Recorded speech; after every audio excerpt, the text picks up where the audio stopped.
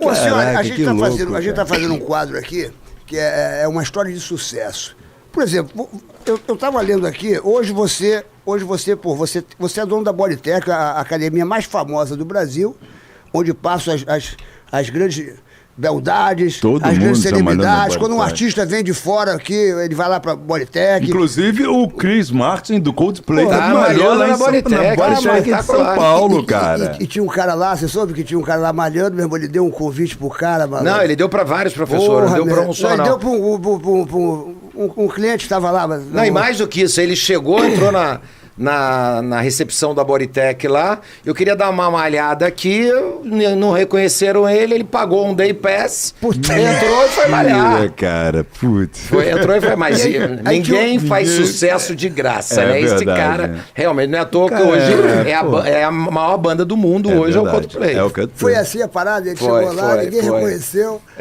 E continua treinando lá em alguma daquelas Bodytechs lá. E tinha o cara... Dos Jardins. Galera, essa semana ele vai estar no Rio, vamos ver se ele vai numa Bodytech do Rio. Mas vai, todo mundo vai na Bodytech. Pô, é uma academia... A Bodytech, você é sócio, é o Bernardinho que é seu sócio, quem é que é sócio da Bodytech? Aquilo é uma sociedade enorme. Grande, né? É uma galera. Não, mas é o Bernardinho, é sócio, Urquiza, que é meu sócio da vida, que foi sócio comigo na 4A, quando a gente fez o negócio de call center, de telemarketing. O João Paulo Diniz era... O João Paulo era sócio, que Deus o tenha, ele era sócio. Você convivia muito com o João Paulo? Você convivia muito com o João Paulo? A gente conviveu muito juntos, né? Na época, principalmente na época de solteiro, lá atrás, a gente chegou a ter um bar em São Paulo, um bar chamado L. Enfim, quando eu morava em São Paulo, que eu passei 7 anos morando em São Paulo. Ficava em São Paulo de segunda a quinta, aí eu convivia mais. Você era solteiro nessa época? A gente estava sempre enrolado nessa época. O João Paulo também era um galã de lá em São Paulo, né? Caramba, né? Os caras deviam ser... Porra, meu irmão, o cara e o João Paulo Diniz... pedra sobre pedra em São Paulo. Ô, Rabelo, você acha que Deus que fez o Acioli, foi o mesmo Deus que fez você? Eu acho que não. No mesmo dia... Ele esqueceu algumas coisas. A Acioli foi feito numa sexta-feira, falou, vai, Acioli. Você, Rabelo, deve ter feito isso numa segunda-feira. Chuvosa, vento soprando, falou, vai, Rabelo, vai! Você e eu também, eu fui na terça-feira, fui um diazinho melhor que tu, numa terça-feira. Mas tá bom, tamo aqui, né? Agora, o Acioli, você é um cara que, porra, que todo mundo que tá nos vendo aqui fala assim, pô, mas o Acioli tem tudo isso, foi herdeiro. Não foi herdeiro de nada, eu tava vendo tua história aqui. Conquistado, né? Como é que foi essa tua história que você tá falando aqui que você comia um cachorro-quente, não podia tomar refrigerante, porque, porra, não tinha dinheiro, aí tomava refresco, aí você comprou uns engraxados, ganhou da tua avó, e você... Como é que você... só no podcast mesmo que dá pra contar minha história. Não, pode porque contar. Leva 5 horas e 7... tudo bem. Mas é legal dar uma resumida, porque esse quadro aqui que ele tá fazendo é uma história de sucesso. E a tua história é uma história de sucesso. Só que as pessoas têm que saber que para ter uma história de sucesso, você foi um cara que ralou pra cacete pela tua história, que eu li um pouquinho da tua história. Como é que foi a tua história de mais ou menos assim, só para em resumo, só para as pessoas prestarem atenção e anotarem o que tem que fazer para ter sucesso? Eu pequeno morava no Leblon, com 6, 7, 8 anos de idade, na Rainha Guilhermina. Por sinal, eu morei em todos os bairros da cidade. Eu morei em Copacabana, eu morei em todos os bairros da cidade. Aquela coisa que você vai meio dependendo da situação, você vai para um lugar ou outro. Mas, enfim, eu morava no Leblon, estudei na escola Marília de Dirceu, uma escola pública da prefeitura, ali, atrás na Jangadeiros, início da Barão da Torre. Do metrô ali. Exatamente, na rua onde tem a estação do metrô. Ali eu estudei, saí fiz o primário lá, depois eu fui fazer o ginasial no Impacto, claro. Na Xavier da Silveira. Agora, Impacto, eu e Zé Camarão, lembra do Marão? Porra, Impacto, só dá impacto. Só dá impacto. Tchá. Aí estudei no Impacto. Conclusão, quando chegou na época de fazer faculdade, eu não fiz vestibular, eu não tinha grana para pagar faculdade. E, obviamente, ou eu trabalhava ou eu estudava, mas não dava para estudar porque eu não tinha grana para pagar a faculdade. Bem, isso me obrigou a começar a empreender. né? Fez com que as dificuldades fazem com que Claro, você faz o se homem, vire. né? Embora eu empreendo desde os 8 anos de idade. Eu, com 8 anos de idade, quando eu morava na Rua Guilhermina, eu tinha um grupo de 8 amigos que eu juntei uma mesada que a minha avó me dava, mandei fazer 8 caixas de engraxar sapato. Eles ficavam engraxando o sapato na Praça Antero de Quintal, no Leblon. Você era o chefe. E eu ficava de bicicleta supervisionando. Esse é o Acioli, meu irmão. Quando chegava, quando dava por volta de... ia começar a escurecer, eu pegava um ônibus, ia no Peg-Pag da paróquia, na Praça Cerzedelo Correia, em Copacabana, para comprar graxa, comprar essas coisas todas, para repor. No dia seguinte, eu ficava com a metade da grana e os garotos ficavam com a metade da grana dele.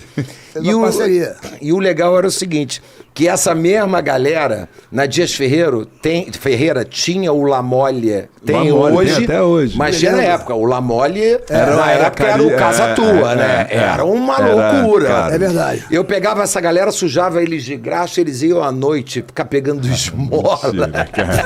Eu só porque dei a ideia. Mentira, cara. Não, eu aprontava. E na época de Natal subia para pegar pinheiro na cama, lá em cima, na Codajás, subia. Então sempre, de alguma forma, eu sempre empreendi, né? Sempre fui empreendendo, até que com 17 anos eu namorava uma menina, quer dizer, e ela na época do Estúdio C. Porra, do Valtinho Guimarães. Não, o Valtinho ainda não era lá. Estúdio C no Otton, era Crocodilos. Não, minto, Crocodilo. Depois veio o Estúdio C. Embaixo do Otton. Debaixo do Otton. Porra, e eu me lembro que Primeiro bote que eu fui.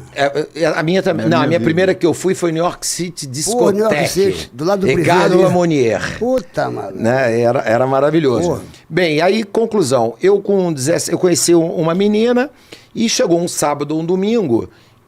Eu fui com ela falou, não, eu vou ter que fazer uma gravação de um musical pro Fantástico ali no Teatro Fênix. Você vai comigo? Eu vou, claro. Pô. E eu fui com ela. Não, eu já tinha uns 18, 19 anos. E era para gravar um musical chamado Gengis Khan. Daquele grupo, Gengis Khan, que é um cara que se vestia de sei lá o quê. Ele se apresentava no meu programa, Gengis Khan. Era um careca grandão, alto, forte. Era bom barato, Comer. Eu não me lembro. Mas eu fui lá levá-la e chegou lá. O Edinho, que era o cara da agência de figuração, falou, ô garotão, tá faltando gente aqui, você não quer fazer figuração? Falou, eu tô aqui, né? Pô. Aí comecei, eu fiquei lá no palco dançando, lá Gengis Khan, a tarde toda no Teatro Fênix. E aí eu gostei daquela parada, né? Aquela coisa, Globo, modelo, manequim, Eu gostei daquilo, aí eu virei pro Edinho e falei, Edinho, deixa eu te fazer uma pergunta aqui. Como é que eu faço para abrir uma agência de figuração? Olha, só a cabeça do empreendedor, né, cara? Aí ele, não, olha, você tem que arrumar um contato aqui na Globo. Quem manda aqui é um cara na época que virou muito amigo meu, Moacir Deriquém. Moacir Deriquém. Diretor. Que era um diretor de elenco da Globo, era a Guta e o Moacir Deriquém. Gente boa pra caramba. Gente, nota 1 milhão. E aí eu comecei a procurar o Moacir Deriquém querendo credenciar a agência. Aí Globo, ele falou que sim, aí eu abri minha primeira empresa, chamada Young Set Produções Artísticas. Olha só. Aí eu abri uma agência de figuração, consegui credenciar na TV Globo, e até que um dia me toca a produção do Fantástico para gravar um programa, para gravar um musical que era o hino da Copa do Moraes Moreira, da Copa de 82.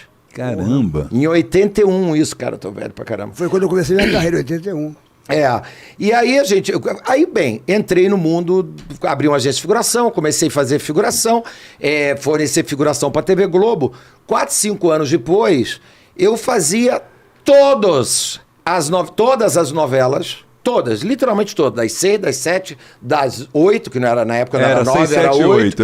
E a das 10, tinha lá o Grito, tinha umas novelas... Além de fazer toda a linha de shows da TV Globo. Geração 80, Cometa Loucura, 80. Aplauso com Augusto César Vanucci, o Paulo Neto. Globo de Ouro. Globo de Ouro, com Maurício Nunes e Alexandre. E, assim, eu comecei a fazer tudo. Então era uma loucura que eu tinha um escritório. Tu recrutou quantas pessoas aí? Eu mandava mais ou menos umas 3 mil pessoas por mês pra Globo. E aí, conclusão, chegava no final do mês, o meu escritório era na Barata Ribeira, esquina com a Siqueira Campos. No final do mês, eu pagava aquela fila que eu rodava a quadra dos figurantes pra receber e tal.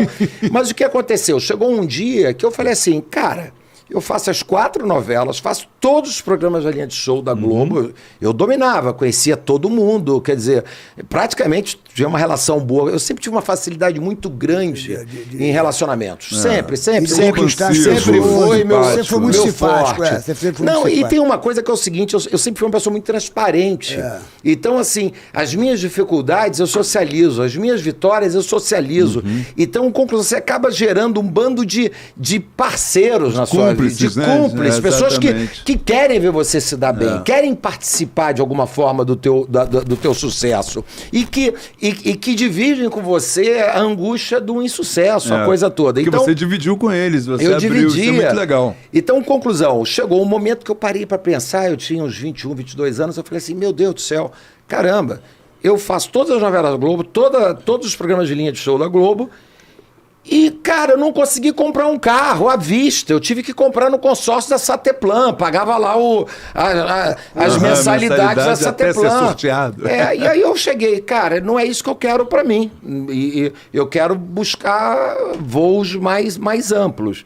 E nesse momento eu peguei esse mesmo Edinho, que eu levei para trabalhar comigo, mais um grupo de pessoas que trabalhavam comigo, passei a empresa para eles, dei a empresa para eles continuarem fornecendo figuração na TV Globo. Do ramo, né? Que já eram do ramo, e a partir dali eu parti para outros projetos. Aí, cara, eu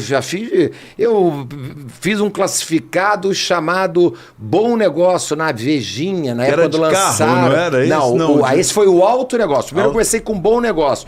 Eu peguei na Vejinha, comprava lá 5, 6 páginas e vendia. Quando lançaram a Vejinha no Rio de Janeiro, e eu vendia anúncios isolados. E eu que ia vender. Eu que ia procurar. Mas de onde vinha essa ideia?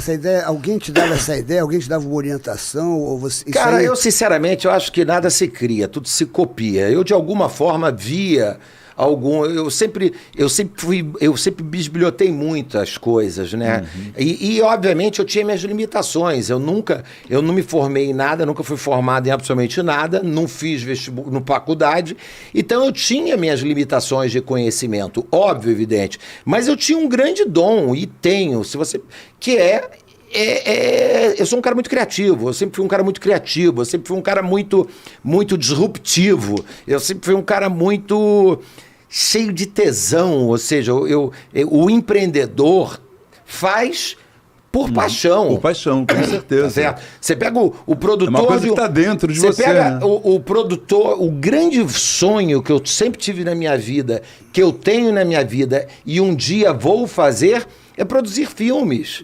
Por quê? Porque o produtor de filme, esse é o maior empreendedor que existe. Não sou eu, não são os grandes empreendedores. Porque esse cara pega uma história, acha que aquela história pode virar um bom filme, contrata um roteirista, vai fazer uma adaptação do roteiro, ou compra um roteiro para aquele, escolhe um diretor, não pode errar, escolhe o diretor de fotografia, escolhe, e produz e pega aquele filme e vai ganhar o Oscar. Então, quer dizer, o que era uma ideia, o que era um...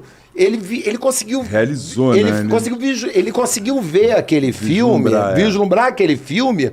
antes dele estar nas telas. Sim. Então, o produtor de filme... Você tem vontade de produzir um filme? Sou louco. Eu adoro. Eu vou lançar meu filme agora, no segundo semestre agora. Malandro Errado que deu certo. Malandro Errado que deu certo. Filmei, porção de gente bacana filmou comigo. Essa coisa por que eu adoraria? Porque é mais é uma etapa do empreendedorismo. Um escritor... ele é um empreendedor, só que ele traduz em palavras. Então, eu sempre fui um cara que eu comecei com o objetivo de ganhar dinheiro. Quando eu fiz agência de figuração, eu não vislumbrei nada. Eu vi uma oportunidade ali, queria ganhar dinheiro, vi que, porra, é só contratar gente na rua, é só procurar gente, menininha bonita, cara boa pinta e levar lá pra Globo pra ficar lá dançando e tal. Então, cá entre nós, não tem nenhuma mágica nisso, pelo amor de Deus. Tem mágica, sim, dos figurantes que vão e viram grandes atores, grandes diretores e tudo mais. Mas chegou um momento na minha vida que eu realmente comecei a empreender, criar projetos. Em 1987, eu resolvi fazer um evento para criança no Rio Centro, chamado Primeiro Festival da Criança, né? Para você ter noção, eu tinha a Xuxa, eu tô falando de 88. Porque ela tava bombada. Eu ia falar para você o seguinte, você lembra uma vez que você falou comigo, há muitos anos atrás, falou assim, Serginho, eu quero fazer um show, você... Xuxa, Angélica e mais não sei quem. Eu falei, esse cara é louco. Não. Isso foi na época do Festival da Criança. Você lembra? Que era você, Xuxa, eu queria juntar o Jubi Lula, que tinha um programa chamado Armação Ilimitada. Estiveram aqui com a gente. E eu queria fazer uma coisa... coisa que... Eu queria fazer uau. Porra. Por quê? O Roberto Medina tinha recém-feito o Rock in Rio 85. 85. Né? E aquilo, eu não preciso dizer que o Roberto Medina é o maior ídolo de todos nós, tá certo? É o professor de todos nós. Quando ele fez aquele Rock in Rio, eu tinha uma boa relação com o Leger e com o Talma, que dirigiram a transmissão da Globo do Rock in Rio. Então eu conseguia lá uma mordomia lá no palco. Eu me lembro do James Taylor entrando, né, vendo aqui Queen, né? Fred Mercury, lembra? Fred Mercury. Primeiro eu assisti no camarote do Roberto Carlos, o primeiro Rock in Rio. Eu fiquei ali entre a grade e o palco ali. Porra, bicho. Mas aquilo me fascinou. E me fascinou muito antes, quando eu fazia uma festa no Crocodilo, no Estúdio C, chamada Noite do Super Pier, que na época tinha uma loja de surf. Surfwear. Surfwear. E eu fazia ali um evento e tal, e eu me lembro uma vez ali que eu vi uma matéria no Globo do Roberto Medina, falando que ia trazer os Rolling Stones para tocar no autódromo, que o palco ia ser uma estrela e ele ia chegar de helicóptero no palco. Isso aí, não sei se tem Google, mas se pegar o jornal, o Roberto conta essa história, não tem? Eu olhei daquilo, eu falei, que coisa genial. Eu sempre fui fascinado com esse mundo do entretenimento. Sempre gostei disso. Aí veio o Rock in Rio. Quando veio o Rock in Rio, eu surtei, eu falei, agora eu quero fazer um. Só que já tinha o Rock in Rio. O Brizola lá fechando tudo, aquela loucura, a injustiça que o Roberto teve e tal. Aí eu falei, vou fazer um pra criança. Pronto, vou fazer um pra criança. Aí eu resolvi fazer o primeiro Festival da Criança, em 1987, 2 anos depois. Qual era a minha ideia? Pegar o pavilhão de exposições do Rio Centro, fazer uma cidade cenográfica, alugar brinquedos, que a gente alugou do Play Center em São Paulo, que a gente cenografava os brinquedos para ficar ficarem temáticos os brinquedos, e no estacionamento fazer uma arquibancada que teve 45 mil pessoas. Caraca. E aí eu resolvi, tinha o programa O Jubi Lula, Armação Ilimitada, eles não faziam show. Aí eu convenci o Cadu e o André a fazer. Aí a gente contratou a Patrícia Travassos para fazer o roteiro e o Evandro Mesquita para dirigir. Caramba! Para dirigir. Show de bola, o Evandro vai vir aqui agora. Para dirigir. Aí, eu me lembro, aí contratamos Dominó, Trem da Alegria, aquelas vários artistas. Balão Mágico. Vários artistas. Balão Mágico. Aí, cara, eu resolvi contratar a Xuxa. Porra.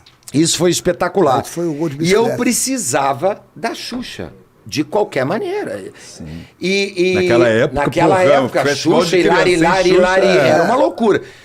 O evento com a Xuxa era um, sem a Xuxa era outro. Conclusão, fui o Abel Gomes, que é meu irmão, amigo que eu conheci no Teatro Fênix, que é o cenógrafo que fez a abertura e encerramento das Olimpíadas, a Árvore de Natal na Lagoa, que é o maior mago do entretenimento, da cenografia. Ele me apresentou, ele falou, eu conheço a Xuxa, ela é minha vizinha de cobertura. Ela morava numa cobertura na Lagoa. Na Lagoa, naquela subida ali. Foi quando eu conheci o Pelé lá dentro da cobertura. Pô, falou até conhecer a Xuxa, ele conheceu o Pelé, pô.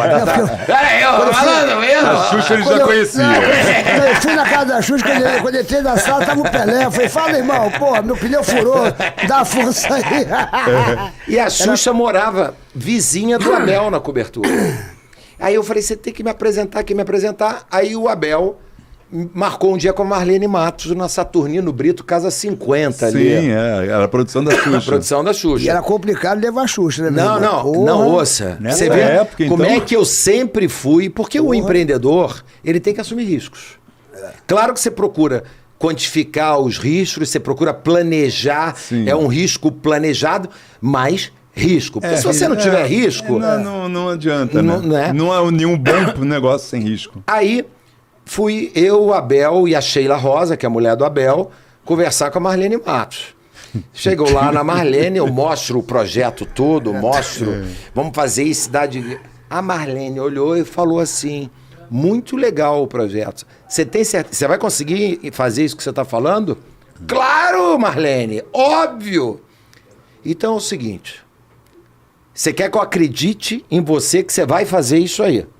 Claro, Marlene. Então é o seguinte, eu quero que você acredite em mim que eu vou levar a Xuxa.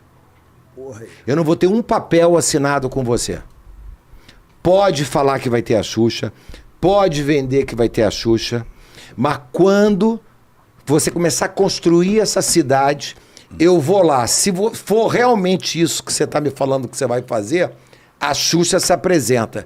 Se você não fizer isso, eu não vou levar a Xuxa, você não vai ter contrato, ainda vou te processar por uso indevido da artista. Botando paredão, né?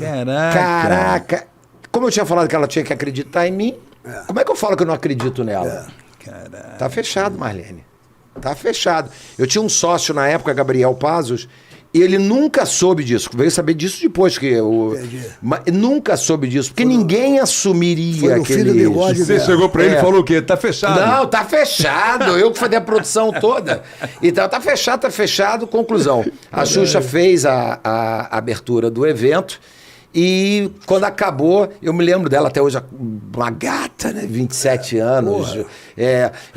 Eu queria fechar agora o evento. Olha que legal. Ela voltou para fechar o evento. Então ali, foi um evento muito grande. Foi um evento. Você foi ousado, né? Gigantesco e tal. Então ali como é que você fez, velho? Você conseguiu patrocínio? Como é que você fez isso? Presta atenção. Nada, não preciso falar para vocês, acontece sem patrocínio. Ponto. Né? Então, evidentemente, ali era uma mistura de patrocínio e uma mistura de venda de área locável, ou seja, os estandes, né? Copenhagen, supermercado, enfim, você. Entendi, você vende então, o que acontece? Eu fazia o projeto, fiz do projeto, depois eu fui atrás de patrocínio, fui atrás da venda dos estandes e tal, e com esse dinheiro monetizava a produção do evento. Então eu sempre, de alguma forma, tive muito envolvido com uma parte criativa, de desenvolver ideias, de desenvolver projetos, e depois do projeto feito, correr atrás da grana.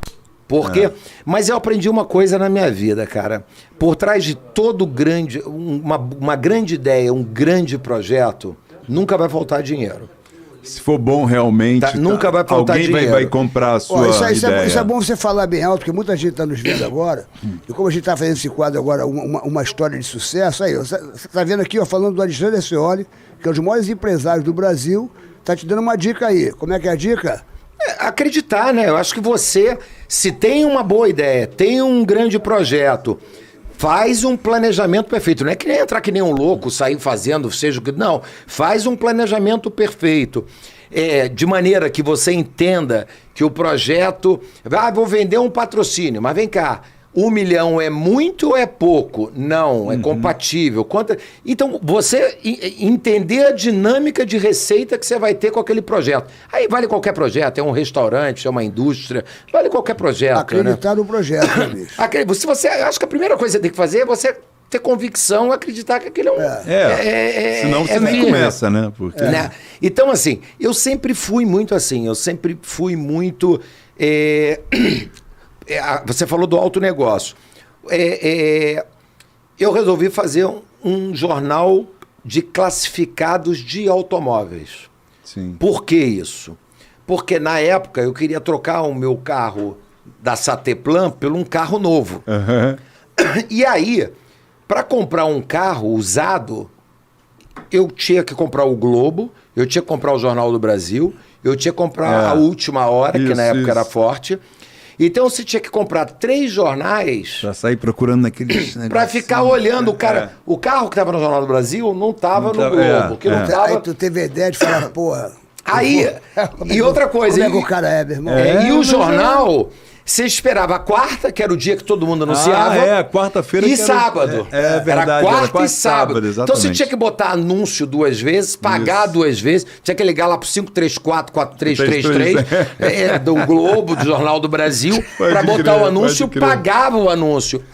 Na época tinham lançado o Balcão. O Balcão. O jornal Balcão. Lembro. Que tinha uma dinâmica completamente diversa, que era...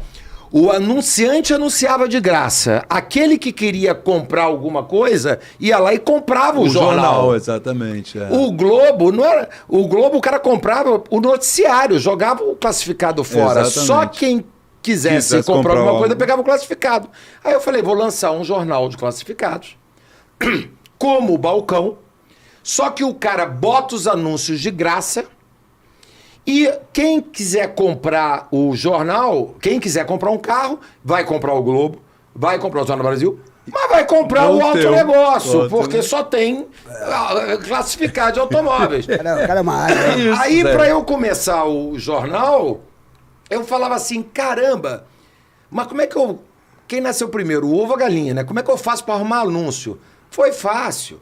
Eu peguei o Globo, o Brasil, botava a minha equipe toda copiando os anúncios que estavam lá dentro, então o cara pagava no Globo, pagava no Jornal do Brasil, e eu botava a minha equipe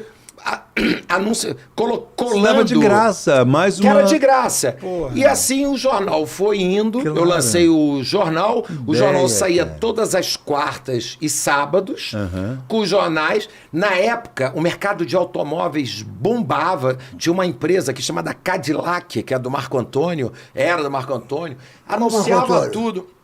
Que era dono da Cadillac, enfim. Mas eu me lembro dessa empresa de Cadillac. Cadillac era... Então, Qual foi o ano isso? Isso foi quando... No ano anterior ao Collor. O Collor assumiu em 92. Foi quando chegaram os carros importados também. Que o Collor que abriu. Mas eu ainda não peguei essa fase dos carros importados. Pegou só os... Por quê? Eu vou dizer por quê. Porque eu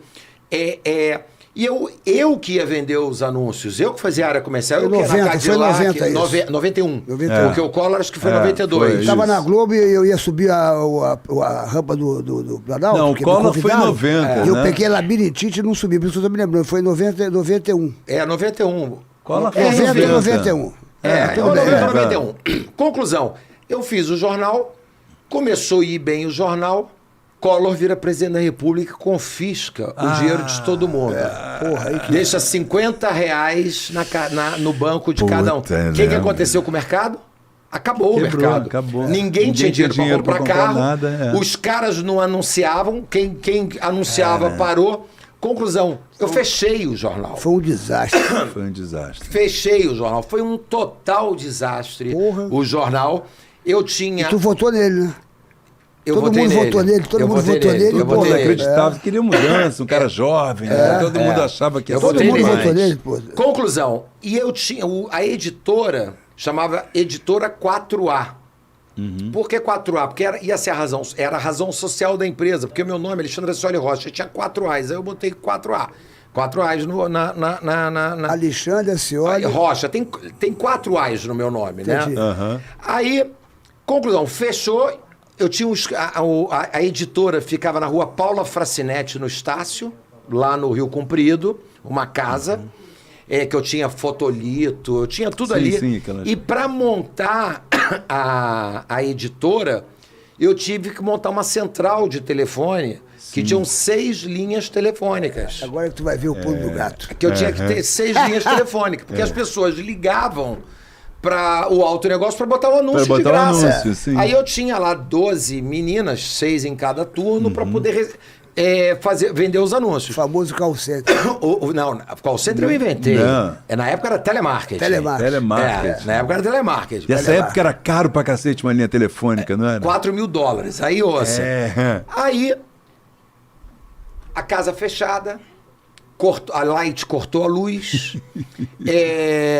O inquilino, eu tinha um sócio na época, eu tinha 50%, esse sócio tinha 50% dessa editora.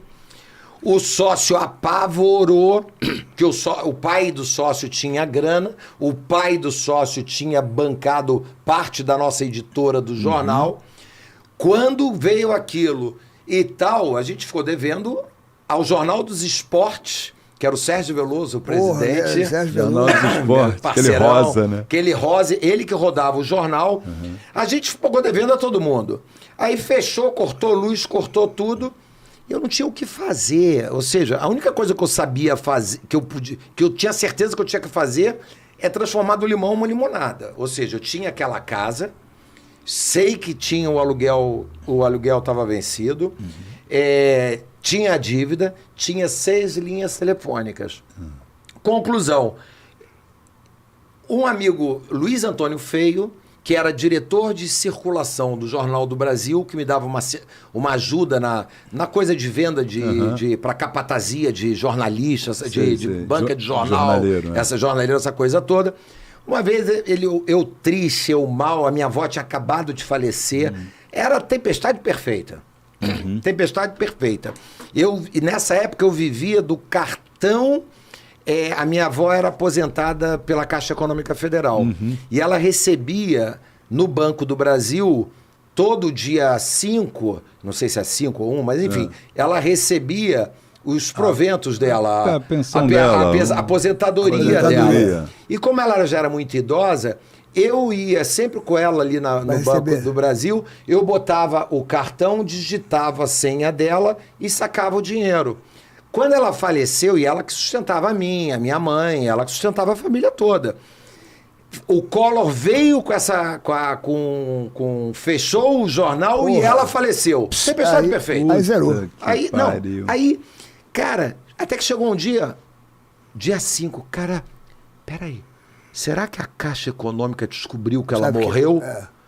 Eu peguei o cartão dela, fui lá, botei na máquina e como eu cuspi o dinheiro. Bem, então eu vivia, minha mãe, todo mundo, eu vivi durante meses na expectativa que um dia eu ia botar aquele cartão ali e não ia sair. E não ia mais sair dinheiro, e aí melou tudo. Acabou né? tudo. Eu tinha uma preocupação, eu não podia perder aquele cartão. Imagina, porque se eu perdesse aquele cartão, ia passar fome. Era literalmente a espada no pescoço, a faca no pescoço. Isso é o que chama de faca de pescoço. Corda no pescoço, né? Corda no pescoço. Conclusão. Aí, esse Luiz Antônio Feio falou assim, olha, por que você não começa a vender assinaturas da Block pelo telefone? O que é isso? Opa. Não. A Manchete contrata EPS, Empresas Prestadoras de Serviços, para fazer venda de assinaturas da Manchete, das revistas da Block. Você credencia aqui, pega essas 6 linhas telefônicas e começa a vender assinatura. E você ganha uma comissão das assinaturas que você vai vender. Cara, ele foi embora, começou a chegar ao final do dia, a casa não tinha luz, e eu ficava ali no escritório pensando, né? Não tinha o que fazer, era eu. Tu tinha quantos anos, senhora? Foi em 91, eu nasci em 62, 72, 82, 26, 27, 27, Pô, menino, hein? Aí, eu fui andando para pegar o ônibus no Rio Comprido. Aí tinha a banca de jornal na frente, ali naquele larguinho, cheio da revista Veja. Aí eu falei, a ideia é boa, mas não é Block não, é Veja. Claro, a Veja era a Veja a vendia revista. horrores. Aí eu comprei a revista Veja, peguei no expediente, diretor de venda de assinaturas, Paulo Vasconcelos. Era o nome desse diretor. Aí eu peguei o telefone, comecei a ligar para o telefone da Editora Abril. eu queria falar com o seu Paulo Vasconcelos, que ele ia falar Alexandre Soares da 4A do Rio de Janeiro. Aí eu já omitiu editora, né? A 4A do Rio de Janeiro. Esse cara nunca me atendeu. E eu insisti. Até que um dia eu liguei para ele, era umas 8 ou 9 horas da noite. Ele devia estar sem... Ele estava sem secretária e ele atendeu o telefone. Alô? Paulo Vasconcelos? Aí ele falou, é ele. Olha, meu nome é Alexandre Soares, eu sou da 4A do Rio de Janeiro. E eu queria muito conversar com você, que eu queria vender as assinaturas da revista Veja pelo telefone. Ele falou, você mora onde? No Rio de Janeiro. Vem aqui em São Paulo que a gente conversa. Meio querendo desligar. Me dá seu... Quando é que eu posso ir? Aí ele marcou na semana seguinte, alguma coisa assim, na Rua do Cortume, em São Paulo, onde era a Editora Abril. Bem, na época tinha aquele trem. Pô, trem bala. Eu fui pra lá, pra São Paulo. Você ia, fui dormindo, cheguei lá. Fui muito de trem. Fui pra lá, pra lavar o rosto. Botei Trem de prata. Trem de prata. Fui, aí ele me recebeu, me deu uma canseira gigantesca. E quando ele me recebeu, bem, eu sou a Cioli, tudo bem. Aí ele, você quer fazer nosso telemarketing? Eu olhei pra ele e falei, tele o quê? Telemarketing. Tinha um personagem do Chico Anísio que falava assim, tirou daqui, ó. Aí eu falei, tirou daqui, ó, é isso que eu quero fazer. Aí o cara começou a rir. Falou pra ele? Tirou daqui, ó, é isso que eu quero fazer. A primeira vez que eu tinha ouvido a palavra telemarketing na minha vida foi desse Paulo Vasconcelos. Aí ele chamou a gerente de venda de assinaturas, fui lá, eu credenciei a 4A na Editora Abril, só que os meus sócios apavoraram. Esse cara é louco pra caraca. O pai do meu sócio, você não vai fazer isso, você não vai fazer isso. E eu precisei convencê-los, porque o pai dele que era meu avalista na casa, né? Eu precisava de dinheiro para pagar o Jornal dos Esportes, que eu devia uma grana no Jornal dos Esportes. E eles, não, eu não vou entrar. Aí eu falei, então eu vou fazer sozinho. Ele, então é o seguinte, ele falou para mim, tira o meu nome da casa de avalista, paga o Jornal dos Esportes, que tinha um contrato que ele também era avalista, paga o Jornal dos Esportes, que eu pego as ações da empresa, os 50% que eu tinha e passo para você. E toca a tua vida. Primeira coisa que eu fiz, fui procurar o advogado proprietário da casa. Eu fui lá, contei a história inteira do que eu queria fazer uma empresa de telemarketing, que eu já tinha fechado com a Editora Abril. Aí, claro, você pinta um quadro. E o cara... Aí ele falou, não, ok, tudo bem, mas eu preciso o seguinte, o meu sócio não quer entrar, ele não confia, ele não acredita no projeto, e eu preciso continuar na casa. Bem, eu consegui convencer o advogado da proprietária ou do proprietário a pegar aquele contrato e me deixar só eu de avalista. Eu não tinha nada, não tinha um cartão de crédito. Nome a casa. Não tinha. Tu era duro. Completamente. E aí ele aceitou, aí eu consegui a primeira. Aí a segunda era liberar o Jornal dos Esportes. Na época as linhas telefônicas valiam $4.000, né? Eu tinha 6 linhas telefônicas. Valia muito telefone naquela época. Eu falei, eu vou alugar a linha telefônica e vou peguei essas 6 linhas telefônicas, vendi na época por $4.000 e fui procurar o Sérgio Veloso, que era o presidente do Jornal dos Esportes. Ele tinha alguma coisa a ver com a Casa Cabanha? Tinha, era da família. Família Veloso. Família Veloso. E o Sérgio que tocava o Jornal dos Esportes. E aí eu convenci a ele me parcelar em 24 parcelas, porque eu precisava do dinheiro para investir na empresa de telemarketing. Eu precisava, né? Aí eu consegui comprar, eu paguei 1, 2, as parcelas atrasadas que eu tinha. Ele confiou em mim, abriu mão do avalista. Então eu tive que convencer aos caras. Eu já estou empreendendo ali. Eu já estou. Só que ao invés de eu buscar um patrocínio, eu estava convencendo o cara a acreditar em mim e me dar as condições. Te dar condições para você tocar o negócio. Tocar o negócio. Bem, aí eu aluguei as linhas telefônicas e comecei com a Abril, com a Editora Abril. Aí nisso que eu comecei com a Editora Abril, eu comecei a vender Veja, começou a ir bem. Vender Veja na época era fácil. Era da tapa em cego, era fácil. Era uma loucura. Veja. Aí, de repente, Me ligam, me esqueci o nome dele, o cara da Credit Card, na época tinha o cartão Credit Card, Credit Card. querendo que eu vendesse cartões da Credit Card, que também era assim, eles contratavam empresas de telemarketing para ficar ligando e vender telemarketing. Exatamente. Aí eu, porra, que bacana, o Credit Card me procurou, tô bombando. Aí eu parei para pensar, eu falei, porra, eu vou vender Credit Card? A cada 10 pessoas que eu ligar, provavelmente 3, 4 delas já têm o Credit Card. E na época o nosso Ayrton Senna bombando com o Nacional. Banco Nacional. O Banco Nacional. E o Nacional tinha lançado o cartão nacional, com a bandeira Master e a bandeira Visa. Aí eu falei, a marca Nacional era muito carioca, era muito... Muito. Eu Meu falei, primeiro banco, e até hoje estou lá, que é Itaú hoje. Eu procurei o gerente chamado Carlos Góes, fui lá, eu quero credenciar a minha empresa para vender cartão do nosso... Eu declinei o Credit Card e as pessoas falaram, você tá maluco? Teve coragem, né, meu irmão? Declinei e fui pro Nacional. Bem, ali eu dei uma grande porrada porque eu comecei a vender cartão nacional, comecei a vender conta do Banco Nacional, seguro nacional, eu expandi dentro do Grupo Nacional. E aí, em seguida, a TVA veio para o Rio de Janeiro, que é a TV de assinatura da... A TVA, sim, lembro. E eu comecei a vender. Aí, conclusão, eu fui embora, aí comecei a comprar mais linha telefônica, o negócio foi crescendo, aí foi, e aí até a 4A... Comprou o carro, finalmente? Não, eu comprei o primeiro carro.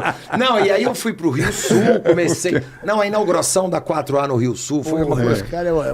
Foi espetacular.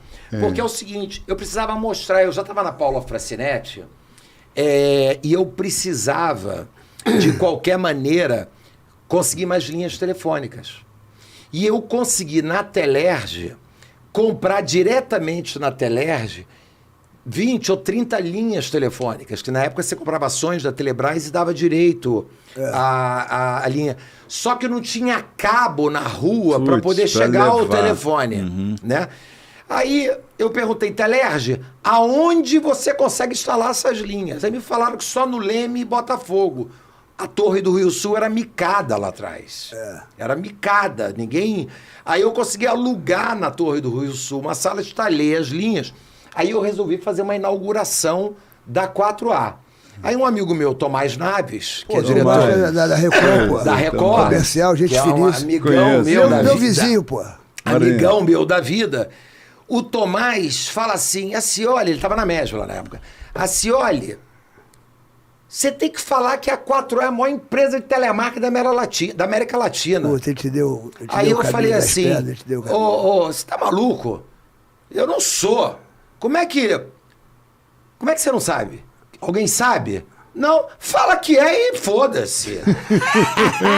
Aí eu fiz um folder, 4A, a maior empresa de telemarketing da América Latina. E eu fiz um coquetel no Rio Sul e convidei os meus clientes, Banco Nacional, Cartão Nacional, Nacional Seguros, Veja, outros clientes que eu tinha na época, outros prospects que demandavam serviços de telemarketing.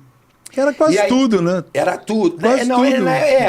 Tudo que era venda por telefônica. Mas vai ter o pulo do gato agora. Agora vem o pulo do gato. Aí eu resolvi fazer um evento, aí a sala, eu tinha 90 computadores, tinha que ter 90 computadores, né? Só que eu não tinha dinheiro para comprar os 90 computadores.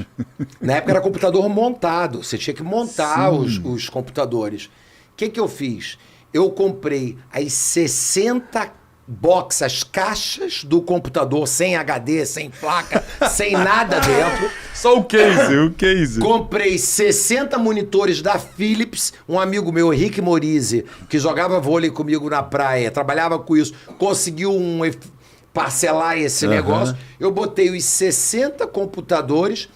Conclusão, quando eu fiz a inauguração, aquela sala linda, com 60 computadores, nada funcionava. Vazio, nada funcionava. E aí foi indo, fui para São Paulo, e aí realmente a empresa, 7 anos depois, foi a maior empresa de telemarketing da América Latina. A gente empregava 9 mil funcionários, a gente tinha no Brasil inteiro a unidade de call center. Até que com a privatização do sistema Telebrás, da Telerge, quando você ligava aqui para pegar informações, 102 no Rio de Janeiro, era eu que atendia em nome da Telerge. Quando você ligava para a Varig para fazer teu programa de milhagens, era a minha empresa que atendia, com a Ford. Então, eu era contratado para administrar a relação dos clientes dos meus clientes. Olha que loucura. Era uma puta responsabilidade.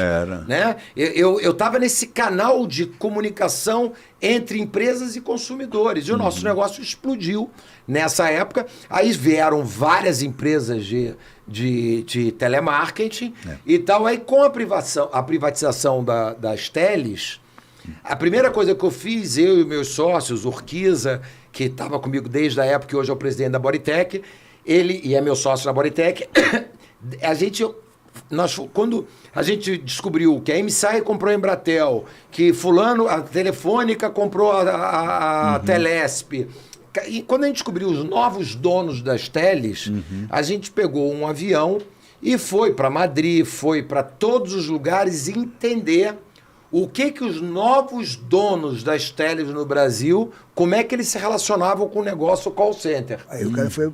Aí a gente descobriu que todas elas tinham a sua própria empresa de call center. Eu falei, acabou o nosso negócio. Esse cara é dono da tele, é dono do tráfego. Ainda vai... A hora que ele oferecer... É uma concorrência desleal. Entendeu? E aí... A gente acabou que a gente vendeu a empresa para a Telefônica.